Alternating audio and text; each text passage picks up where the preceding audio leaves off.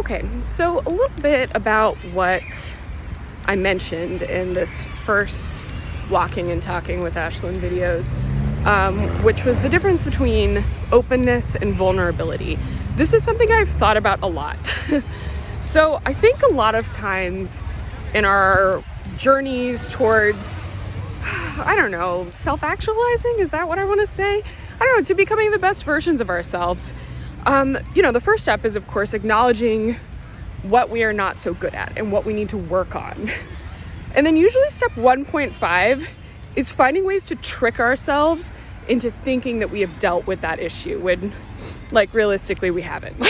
For most of us, it is a journey of many, many years, even after identifying an issue, to actually change and make a real positive change that kind of still fits within who you are as a person. It isn't just completely throwing your personality out the window. It's a long time before we get there. So step 1.5 is finding ways to trick ourselves into thinking we've dealt with our problems. So when it comes to my personal issue, which, as I said, has always been vulnerability, that trick was openness. And what I mean by that is I developed the very good ability to share problems that I've had or issues that I've been through. So one very notable one is the death of my mother when I was 21 years old, of cancer. And I became very able to talk about that, to share that experience, especially when it would help other people, which is great. Not a lot of people that I knew around my age had been through even an illness of a parent of that magnitude, much less an actual death. So I was like, great, I'm going to share what I know and be generous with that. I'm going to be open about it. Same thing as being vulnerable, right? It's not really, because I was making really specific choices about what I shared and how deep I let it go. And ultimately what I realized and learned is that it's really not vulnerability unless it makes you want to throw up while you're doing it and saying it.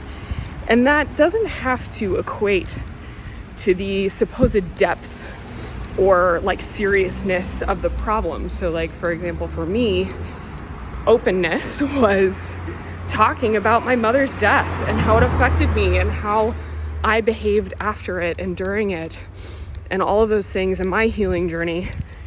But it didn't make me feel nervous or truly vulnerable. Actually, for me, being vulnerable was often being able to say what I felt and wanted in the moment. And it could be as simple as telling my now husband, hey, I, don't feel like Mexican food tonight. I mean, that's a silly example, but I can't think of a better one. But literally, that caliber of thing, it wasn't so much what I was saying to him as how it made me feel. I had a problem expressing my specific wants and needs to a person who I cared about whether or not they helped fulfill them. And so that, I think, kind of underscores the difference between openness and vulnerability. You can be as open as you want about all kinds of things, but it's not the same as really bearing yourself and getting to that gut-wrenching level of openness and vulnerability. And that is what leads to true intimacy between two or more people, is really saying the things that you maybe don't know how someone's going to respond to or react to, but doing it anyway because you want them to know you and know you well. So anyway, that was another Walk with Ashlyn on openness and vulnerability.